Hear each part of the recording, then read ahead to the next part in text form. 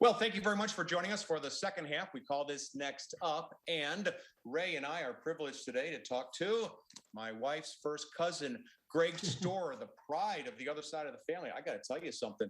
This guy went to St. Louis University High School, SLU for college, and then he was a Harvard law student, became a Harvard lawyer, and now he's covering the Supreme Court for Bloomberg, has been doing that since 1998. And this is such a busy time. We thought we'd invite Greg to join us in his native St. Louis to talk about all things Supreme. Welcome, Greg Stohr, to Next Up on 9 PBS. How the heck are you? I'm great, Charlie. It's great to be on with you. Well, thank you very much for joining us. And this is a busy time as Stephen Breyer announced his retirement. He's been there since, at least for 28 or so years. And now there's a vacancy. Give us your analysis of what's going on right now. Well, the Breyer resignation, retirement was basically expected. A lot of liberals hoped he would do it last term. There's concern, of course, that Democrats have the Senate only because they have Kamala Harris's tie-breaking vote. And so the precarious nature of that made a lot of liberals concerned that Biden might not be able to get his nominee through the Senate. It appears he'll be able to do that as long as everything goes smoothly. It's not a vacancy that's going to shift the court. It's still going to be a 6-3 conservative court, but it will solidify the hold of liberals on that seat, potentially for 20 or 30 years. Talk about how much you've been covering this court for almost a quarter of a century, Greg. It really does feel like our overall political climate is very different than it was in those days. And there's at least some suggestion that the collegiality of the court is not what it was even a decade ago. Is that your sense from covering it or not? Well, there are some indications that that is the case. It's always hard to tell. The justices have always professed that, we don't raise our voices. We all get along great behind the scenes. But you can certainly feel the tension both in the courtroom and outside the courtroom when things are happening like what the court is doing this term, where they are seemingly moving very quickly to slash abortion rights, potentially expand gun rights. They're suggesting they're going to really scale back the EPA's authority to take on climate change. Next term, they're going to take up a case that could abolish college affirmative action. So all those things are happening, and the liberals know it, and they know there's not very much they can do about it, and that has a tendency to ratchet up the tensions. Well, do you have any inside scoop on what was going on when Nina Totenberg of NPR reported that one justice refused to wear a mask, and that caused the other justice, I think it was Sonia Sotomayor, to work remotely? The Supreme Court said, "Oh, that's ridiculous. There's nothing to that story. We all get along famously." What do you know about this? Yeah, it's a bit of a head scratcher. So the other justice is Neil Gorsuch, who's one of the court's core conservatives. And by all appearances, and by what they say, he and Sonia Sotomayor are kind of the unlikely friends on the court. They sit next to each other. They are frequently talking with one another during arguments. They've done joint appearances together, even though they disagree very strongly on a lot of major issues. Now, Justice Sotomayor is a type 1 diabetic. She, throughout the pandemic, when you see her, she was the one justice, for example, when Justice Ginsburg's casket was in the Great Hall of the Court, she was the one justice who wore a face shield while she was there. She's clearly somebody who doesn't want to get COVID. And it's hard to really understand why Justice Gorsuch, seemingly close friend with her, would not extend her the courtesy of wearing a mask, whether or not he thinks it does any good. Now, they've all been vaccinated. The court says they've all gotten their booster shots, but Brett Kavanaugh tested positive for COVID while he was fully vaccinated. So, and we know how this works. People get it. I got it while fully vaccinated after a booster shot. So, it was a bit of a head scratcher in that he wouldn't do it. She did work remotely. She heard arguments from her chambers just down the hall while the rest of the justices were in the courtroom. And then shortly afterwards, the two of them put out a joint statement saying that she had not asked him to wear a mask, and reporting to the contrary was false. Well, that actually wasn't what Nina Totenberg's story said. Nina Totenberg's story said that the Chief Justice had suggested to his colleagues that he wanted them to wear a mask. Later on, a few hours later, excuse me, the Chief Justice put out his own statement saying, "I didn't ask anybody to wear a mask." And that's kind of where we are. It's not clear why he wouldn't wear a mask. He's given no explanation. My supposition is that going forward, Justice Sotomayor may well continue to participate remotely, at least if her colleagues are not wearing masks. You mentioned the Chief Justice, John Roberts. There is talk that he has lost control of the court, of the Roberts court. How do you read that? Yeah, that's fair. He is not, up until Ruth Bader Ginsburg died, he was both the Chief Justice and the justice who was ideologically in the middle of the court. And he had a term where he was in the majority in virtually every case, and certainly all the major ones. And that's not the case anymore. There are multiple examples, both in cases that are argued and on the emergency matters that come up, where he's in the minority, joining the court's three liberals. And some other justice, maybe it's Brett Kavanaugh, maybe it's Amy Coney Barrett, depending on the case, seems to be the one that controls how quickly the court goes. And kind of the ultimate test of this may be in the case that the court has heard and is deliberating over that could overturn Roe v. Wade. This is a case involving a ban on abortion after 15 weeks of pregnancy in Mississippi. John Roberts, in arguments, made it seem like he wanted to find a way to uphold the law without overturning Roe, but it seemed like his more conservative colleagues wanted to go further. And so watching what happens with that case will really give us the ultimate answer to that question. And Greg, are they going to decide that case before the end of June? Yeah, that's set to be decided this term, usually ends at the end of June. And what are the ramifications of this case, one way or the other? Well, there are a couple dozen states, including Missouri, that either have pre-existing bans on abortion on the books or have a legislature that has signaled that they're going to do something like that, have typically Republican-controlled legislatures and governors who will put in new restrictions. So if the court goes all the way in this case and says Roe v. Wade is overturned, we are going to see abortion banned in much of the country, particularly the South and the Midwest.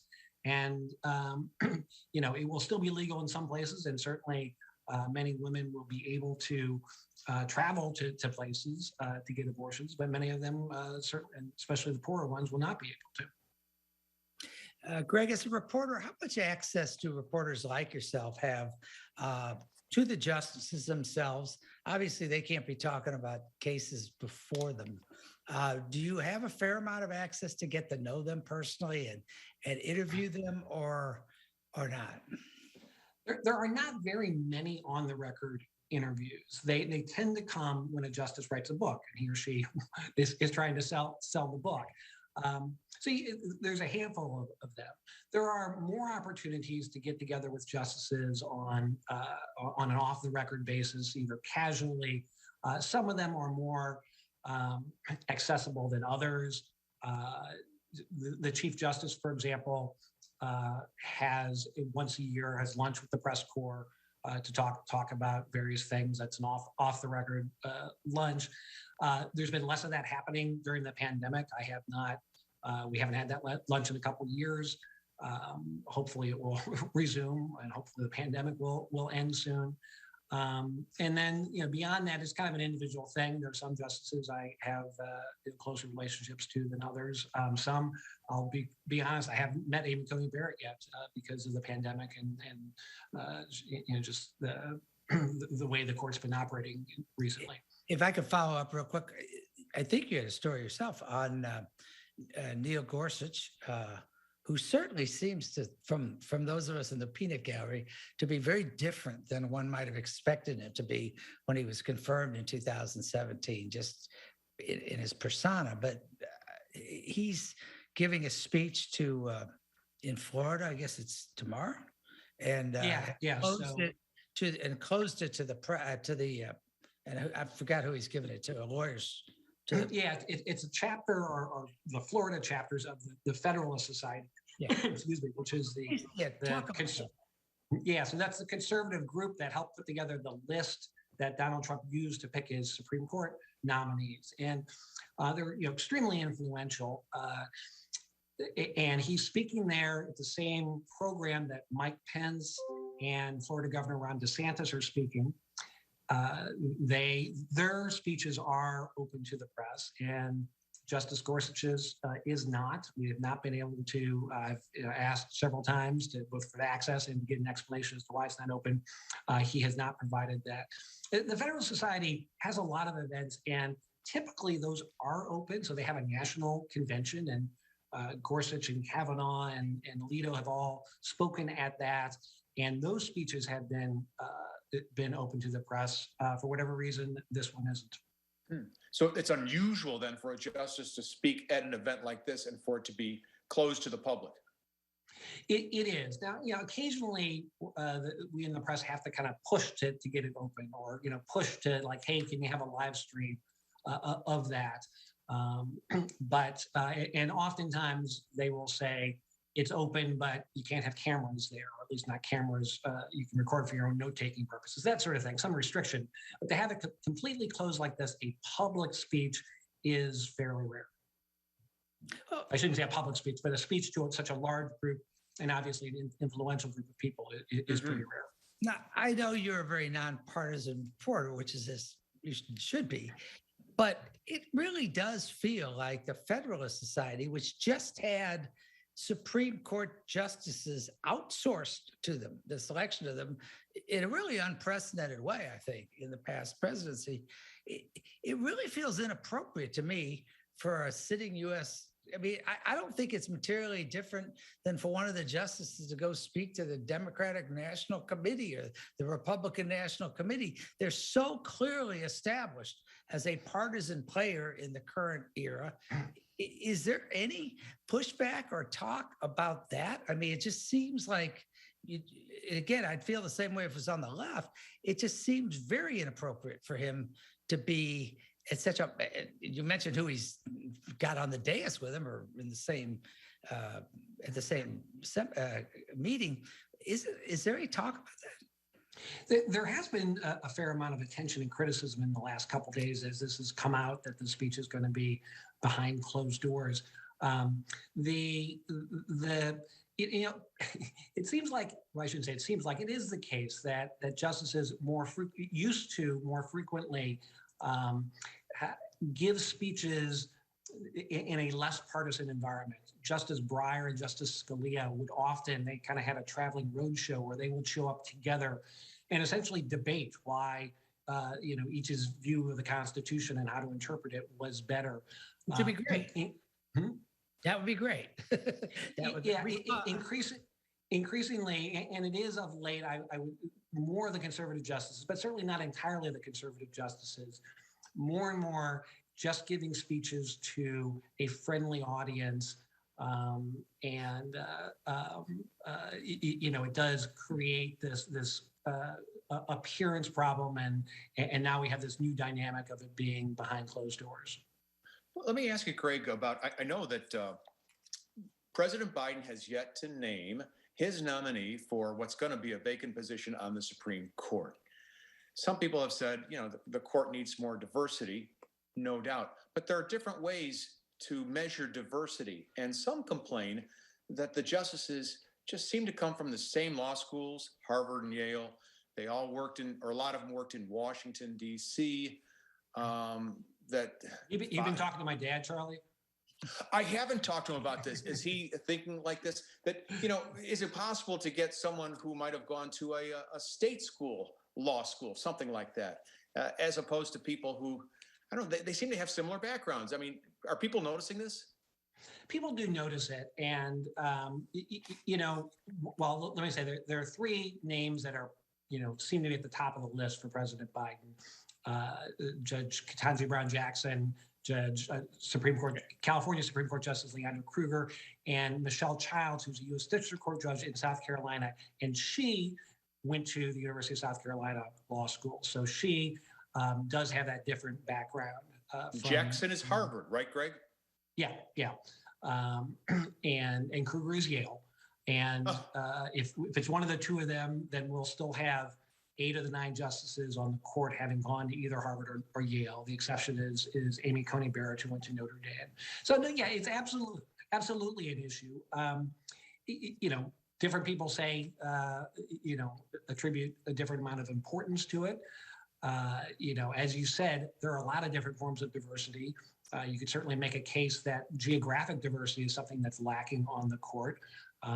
As I think about it, there's maybe one Justice Gorsuch who's a Westerner, or at least a partial Westerner. He grew up in Colorado or spent some time in Colorado. He actually went to high school here in D.C.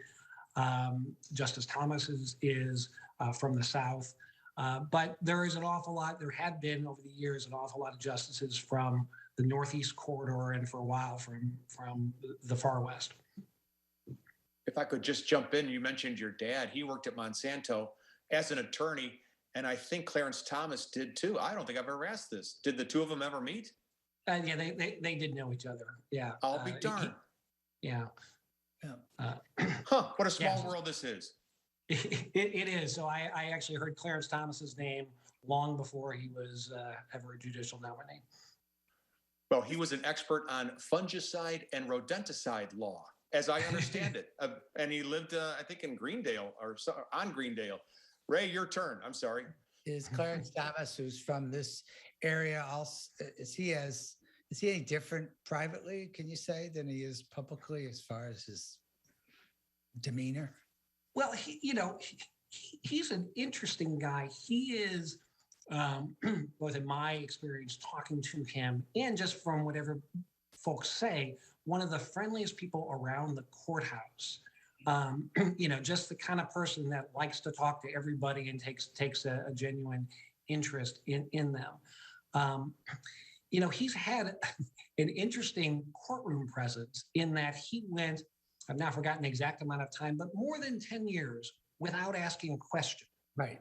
And he gave somewhat different explanations for exactly why he did that. But it became clear that for a while it was just, he was in the habit of not asking a question. So when he did, it was such big news and he didn't want to draw attention to himself like that. But since the pandemic began and the court has moved to this different format of, first they were hearing arguments by phone. And what they would do is they would kind of go in order. They would first, the Chief Justice would ask his questions, and then the most senior justice, who was Justice Thomas, would have a chance to ask questions. And he started doing it. And he has continued doing that even as they go back into the courtroom. So he is much more engaged presence in the courtroom, and frequently is asking very interesting questions that other justices are then referring back to and helping to set the tone of what they're talking about. It always seemed like a rather strange calling card to have. Do the justices, I assume they obviously have to keep their head down when it comes to a new justice being nominated. Is this something Charlie alluded to the fact that there's a lot of controversy now over President Biden's statement that he's going to pick an African-American woman. For the longest time, the president was going to pick a white guy, but they didn't say it. In fact, when Donald Trump first had his list to replace Justice Scalia, everybody floated was a white guy, a white person. Nobody said a word.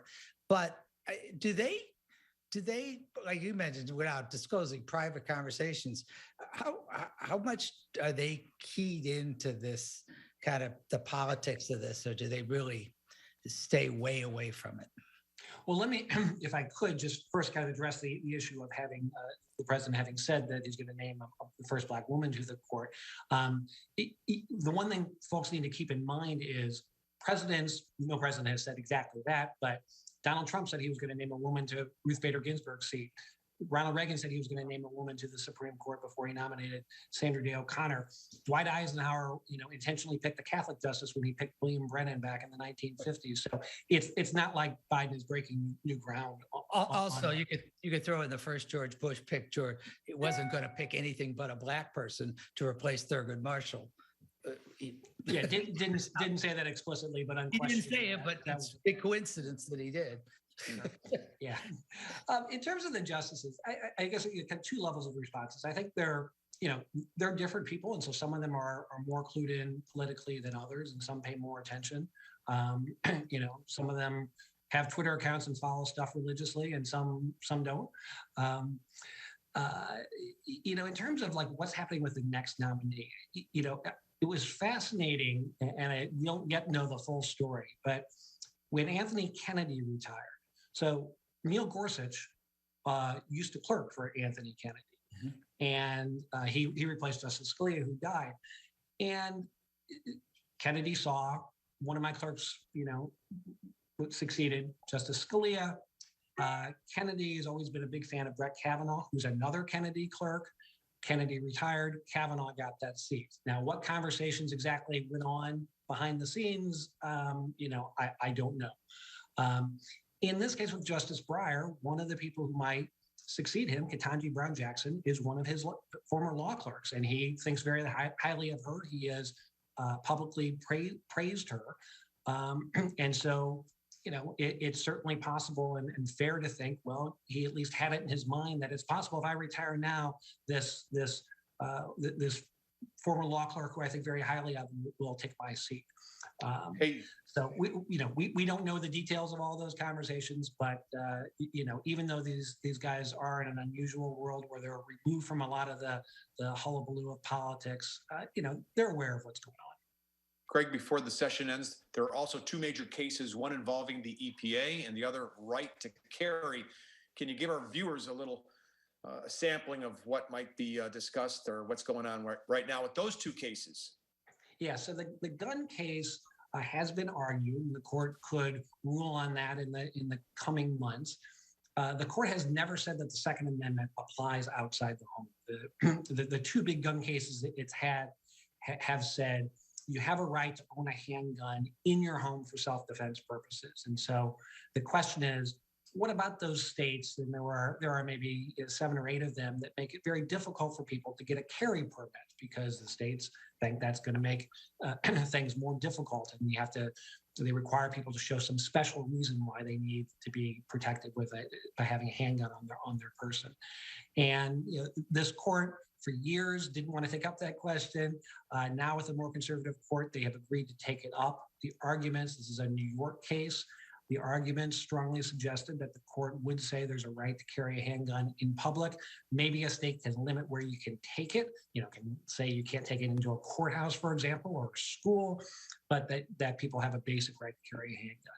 The EPA case is procedurally a little more complicated, but the basic question is whether EPA can sort of broadly attack climate change by trying to shift electricity production away from coal-fired power plants to greener sources of energy. And the court is essentially hearing an argument that Congress didn't give the EPA that much power. The EPA can regulate particular facilities and essentially say you have to improve the technology in your facilities, the pollution reduction technology, but it can't issue kind of economy-wide rules that will have that sort of broad shift. That's a case that will be argued in a few weeks, and both of them will be decided by the end of June. I think a lot of people feel the most important cases, the most important topics that might come before the Supreme Court this year have to do with any potential prosecution of Donald Trump in some fashion, including the arguments about perhaps about executive privilege that are now in front of the committee in Congress that's investigating January 6th. Do you have any sense for the court surprised certainly the former president by fairly unanimously or almost unanimously rejecting to this point any of his arguments that the election was stolen in 2020 or that they should review that? Do you sense how the justices might be feeling about getting themselves in the middle of what could arguably should be the most explosive issue of 2022, especially if charges are coming Donald Trump's way? Yes. So, this is obviously a certain amount of speculation, but I can talk about what they have done and maybe what that suggests. You're right that they have, when it comes to Donald Trump's personal behavior as opposed to his policy, they haven't been especially favorable to him. The most recent example had to do with these documents that the National Archives were going to turn over to the Select Committee in the House that's investigating the January 6th attack on the Capitol, and the court allowed those documents to be turned over. Trump was claiming executive privilege and trying to block it. You can go back and you look a couple of years ago at the case involving a subpoena by the Manhattan District Attorney for records that were financial records that were being held by Trump's accountant, and the court, it took a little time, but allowed those records to be turned over to the DA. So 30 seconds, Greg. Okay, so there's not a whole lot of evidence that they are eager to jump in and personally rescue Donald Trump from whatever legal predicaments he might be in.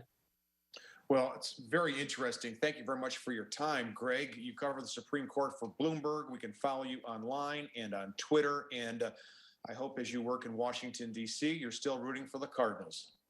I absolutely am. I have got my Matt Holiday bobblehead back there, Charles. Oh, so we noticed. Absolutely. Thank you so much. Go Cards. Thank you, Ray. Thanks, everybody. That's it for Next Up. We'll be back next week at this time. Drive safely and stay warm. Have a great evening. Thanks a lot.